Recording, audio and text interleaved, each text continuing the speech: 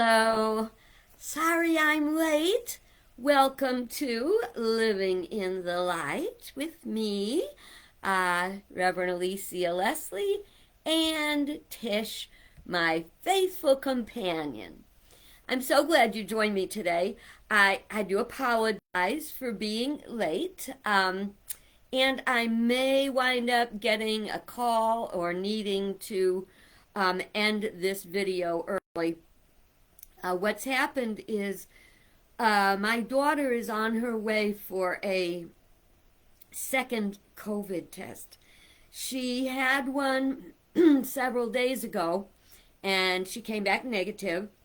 And in the meantime, she has become sicker and sicker, bad headache, and very runny nose and no energy. And now she has lost her sense of smell and taste. So she is double vaccinated, not boosted. But if you would please be with me in prayer, knowing that all is in divine order and that God is healing her. Even right now, health is our natural state, and we see her coming into that. And so if I do need to book out early or something, I do apologize. But or if I have to take a call, maybe even with good news. But last I spoke to her, she was on her way. I didn't speak to her, I texted. She wasn't even up to talking. And I'm glad she had what it takes to drive there to do what she's got to do.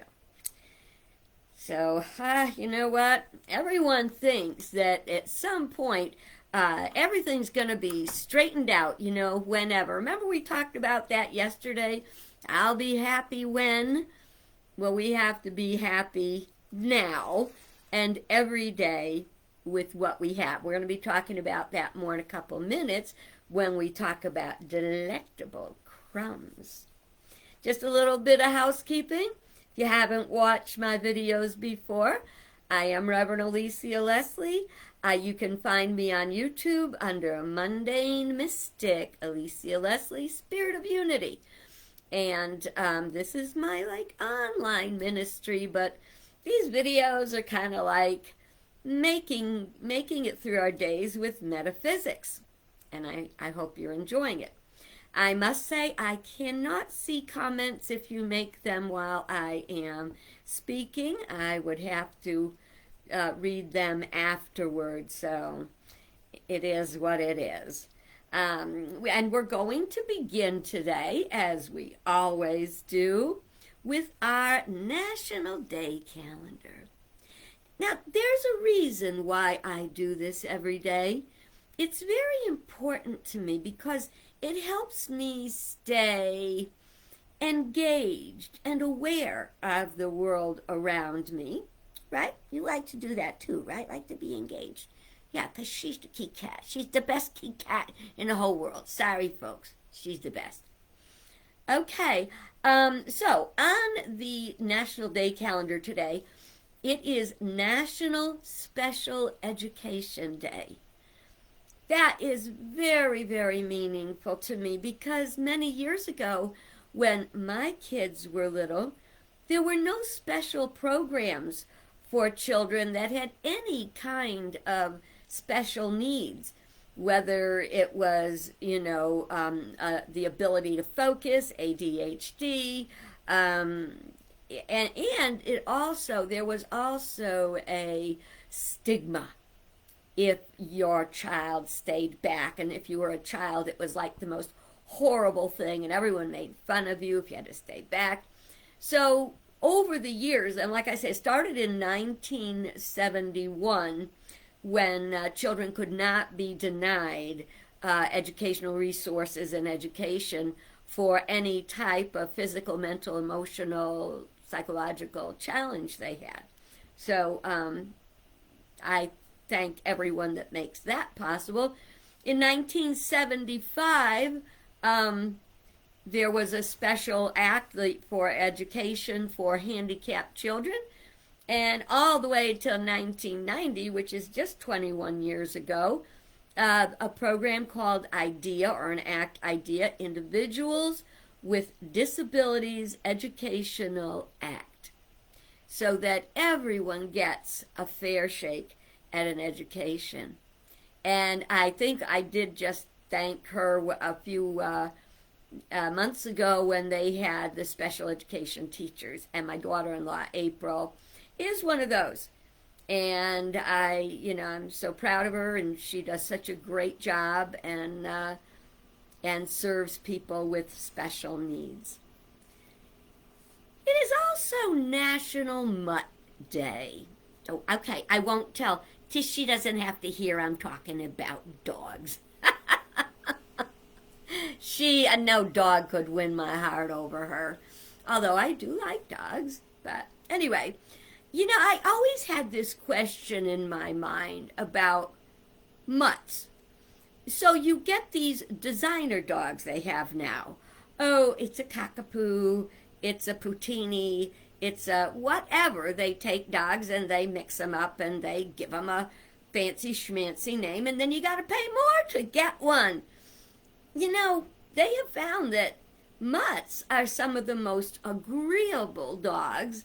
All dogs are good. Most dogs. I think any dog that is not a good companion is a dog that's probably been abused. And I do think I shared the other day that my children have all gotten, all their dogs are rescue dogs. Mimi just got a cat. Excuse me, cat hair. Mimi just got a cat, and it came from a pet that was going to be turned over to, the ASPCA or something. She got it beforehand, and so she just loves her Oliver and's taking good care of him. But this is a time, if you're looking at a pet, if you're thinking about a pet, it is a time to help an abandoned pet. 3.3 million pets are abandoned or turned into the Humane Society or ASPCA every year. 3.3 million. Meanwhile, there's probably a lot of kids that are like a good dog or pet cat or whatever.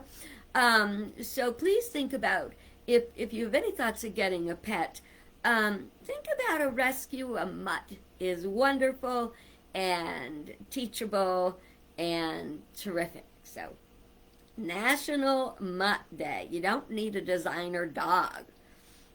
You can also, now if you really can't get a dog, I'm not getting a dog, but between how old I am, how young I am, my age, I don't feel like walking a dog, but I do donate to animal shelters, and you can also volunteer. My niece Suzette volunteers at a pet rescue, dog rescue, and helps them find new homes. And as a matter of fact, she lost her dog. It passed away several months ago, and she was so sad and lonely, and she took one of the rescues just home so it could have a home experience for the weekend. And guess who adopted that dog? She did. So do a wonderful thing. If you can't adopt, volunteer, or send a little money their way, or donate dog or cat food. You can even donate dog and cat food, I believe, to the food banks, because you shouldn't have to give up your pet because you're having some hard times, right? Okay. It is also National Fritter Day. I remember fritters from back in the day when I fried food a lot. I don't fry food much anymore, so I cannot probably tell you the last fritter I had.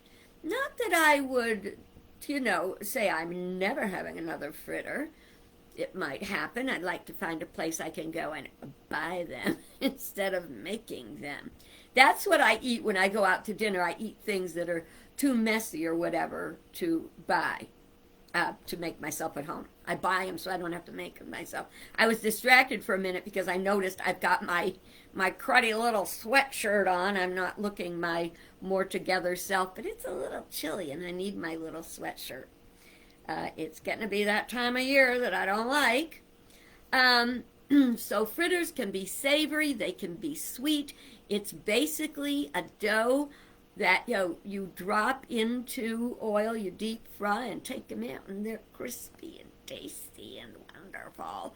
And I just had this brainstorm. Maybe an angel whispered in my ear that said, "Hey, when you do your Grandview Gourmet article for the campground newsletter, hello, make fritters." So I'm thinking that'll probably be the March or April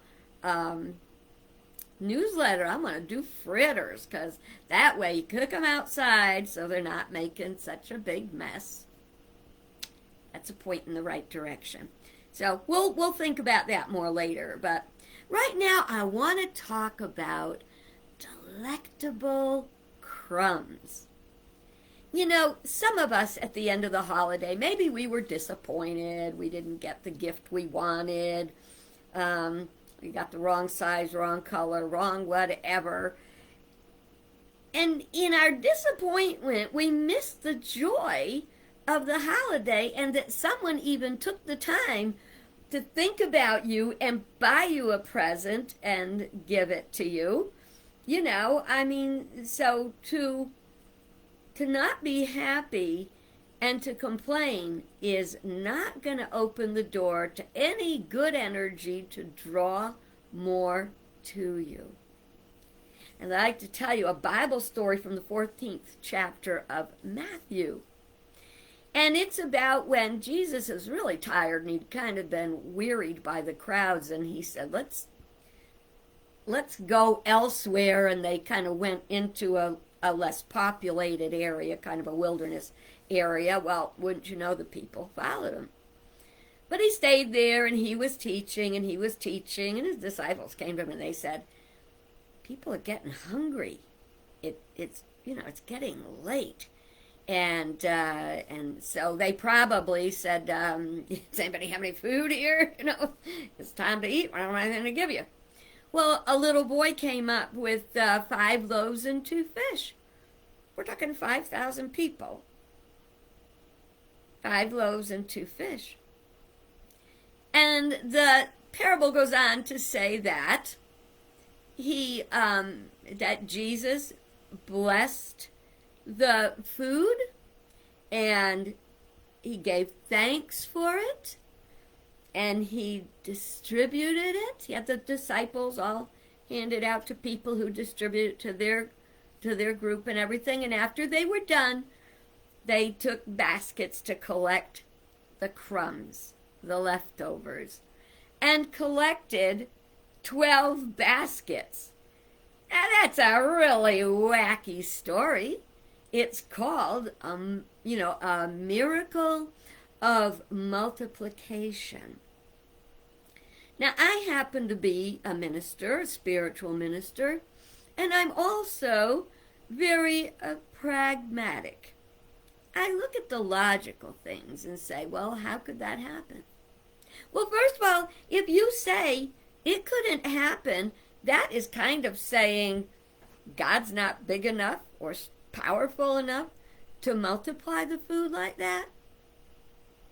Really? And then there's some pragmatic ways. Now, some people like to think they're very brilliant, and they say, well, what happened was when they realized how little food there was, people had been stashing food inside of their sleeves and their cloaks and everything, and they were kind of hiding it there because they didn't want to take it out and have to share it with everybody because they knew there wasn't enough. That's the clue. The clue is they knew there wasn't enough. But when Jesus prayed, perhaps Spirit opened the minds and the hearts of the people who were hiding the food, that they would give and share. And the bottom line is the giving and the sharing is the miracle of multiplication. See? So, who's to say it had to just come out of nowhere? To say it didn't is to limit what we call God's power. I gotta fix this because I'm cockeyed. I'm worse cockeyed now. I'm gonna take it off. I'll try to look a little. I'll be chilly for you. I'll be chilly so I look better for you. There we go. How's that? Kind of festive with my buffalo checked shirt. Okay. So what does it take to be a miracle? See, through spiritual principle, all kinds of things can happen. But the two important things are Jesus blessed it and gave thanks for it. What if we gave sincere thanks for what we felt were crumbs in our life, for what we felt was not enough? Did you ever give your kids something that they didn't really care for that much? Ugh. If my kids were sitting in the room right now, they'd tell about the coats they got for Christmas. What do I want with a coat? Well, my little pea brain wanted to have lots of presents under the tree, and we couldn't really afford those lots of presents, so we took some of the necessities and put them under the tree and wrapped them up. So there was more stuff there. But you know what? We didn't need all those presents. Oh, don't you get me wrong. They got very nice presents every year, too. It's just that we were looking at overabundance instead of a logical number. My mother, bless her heart and soul, I know you're hearing me, Mom. It would take us hours just to open our presents, but by the time you get to the end, everyone was crabby and cranky, and you only wound up playing with a few of them anyway. If you've got kids, you can attest to that. Kids don't need all that stuff. Tomorrow I got something to share with you about that. But I want to go back to the Delectable Crumbs. The more we enjoy something and are grateful for it, every time that I would give my children something and they would be, oh, thank you, I wanted to give them more. Don't you think that's an energy thing? I saw a very disturbing video. I guess it was supposed to be funny, with kids getting their Christmas presents and they didn't like them. They were unhappy with them, and they would crab at their parents, and they would throw them down, and they would storm off. And I thought, you don't deserve anything, kiddo. Do you think those parents really felt like getting them anything else? Either they were owned by the kids, which means that the parent would do anything to satisfy them, or they just said, I'm not but wasting my time and my money getting you something that you can't even be grateful for. This is the power of gratitude. Blessing something, giving thanks for it, thanking the person, and being generous ourselves. Those are the things that take those crumbs and make them sacred.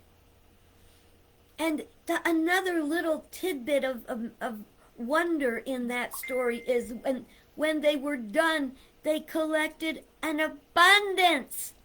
They collected many more than they even started after everyone was full and satisfied. This is the law of attraction. More and more is attracted as we appreciate what we have.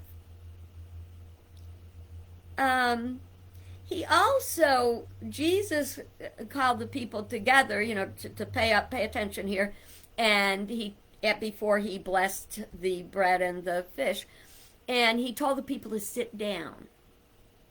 To me, that is learning to trust God. To sit down, whatever it is you want, sit down, stop being all emotion. Remember, Human emotion is not what we're about. Human emotion can be very self-centered. So when we sit down, let go of fear, hunger, whatever, and we let. I have a post-it I kept on my desk for a long time. It said, "Do your best, and then sit back and let the magic happen. Let the miracles happen." We can all do that. Now, to confess here, I'm a big fan of crumbs. Sometimes I'll be putting away leftovers, and there'll be these little crumbs left in the dishes.